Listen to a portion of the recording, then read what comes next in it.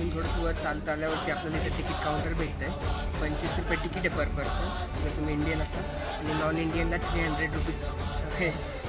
ठीक आहे, तिकीट घेत आहेत, पण गाड्याचं मेंटेनन्स चांगली गोष्ट आहे, काहीच हरकत नाही 25 रुपये द्यायला. चला आता वरती बघूया.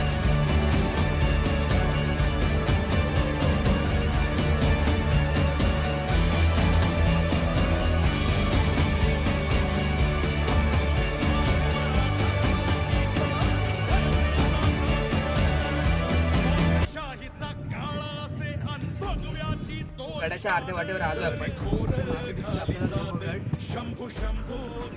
आणि याच साईडला या साईडला आपल्याला इथूनच विसापूरचा फोर्ट लगेच स्पष्ट दिसू शकतो. मस्त यार, एकच ट्रेकमध्ये दोन्ही गड कवर होतात. आपल्या बॅक साईडला निंगाणा दिसतो आणि मस्त व्ह्यू आहे.